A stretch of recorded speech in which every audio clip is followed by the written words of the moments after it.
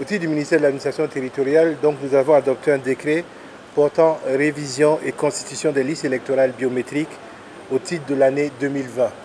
Ce décret-là donc permettra la révision et la constitution des listes donc, à partir du 1er janvier 2020 et ce jusqu'au 31 mars 2020. Au titre du ministère des Affaires étrangères et de la coopération, nous avons adopté un décret fixant les conditions d'affectation et de séjour dans les missions diplomatiques et post-consulaires du Burkina Faso à l'étranger.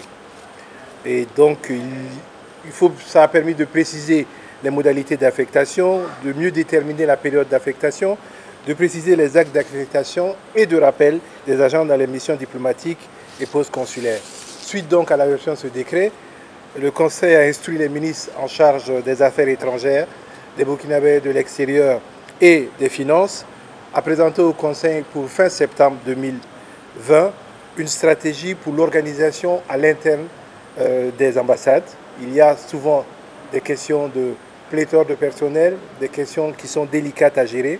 Il y a également une proposition d'une nouvelle carte diplomatique qui va prendre en compte les intérêts du Burkina à l'étranger et des Burkinabés, et afin donc de rationaliser ce secteur-là, qui est un secteur important pour le développement du Burkina, mais également qui coûte cher au niveau du budget national. Nous avons toujours aussi donc, des affaires étrangères, mais pour le compte du ministère de l'économie, des finances et du développement, adopté 2 décrets qui permettent de prendre en compte les conclusions des négociations entre le gouvernement et les partenaires sociaux du secteur des affaires étrangères. Le premier décret fixe le taux de correction des salaires du personnel des missions diplomatiques et post-consulaires, et le second décret porte modalité de rémunération et avantages applicables au personnel des missions diplomatiques et post-consulaires du Burkina Faso à l'étranger.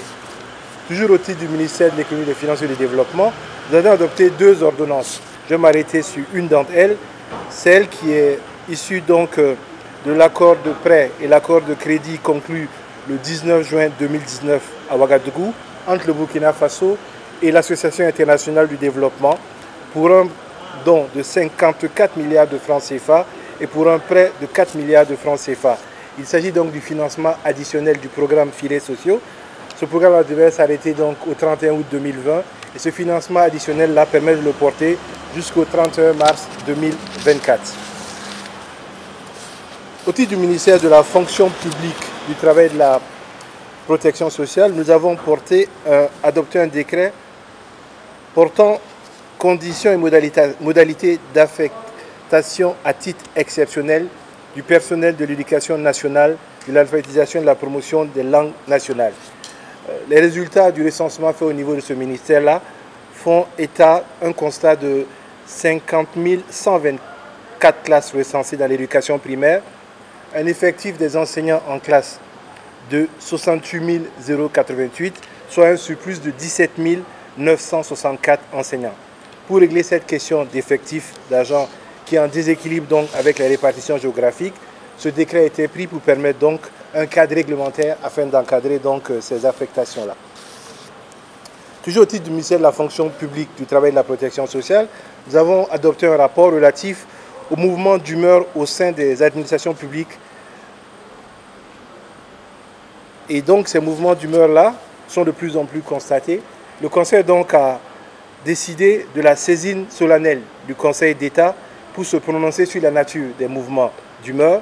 Deuxièmement, de la saisine également de l'autorité de contrôle, l'autorité de régulation et de lutte contre la corruption pour un contrôle du fonctionnement des administrations. Nous estimons que ces mesures permettront, une fois les saisines rendues donc par les différentes autorités, d'avoir donc soit des réformes, soit des mesures à prendre pour assurer la continuité du service public en toutes circonstances.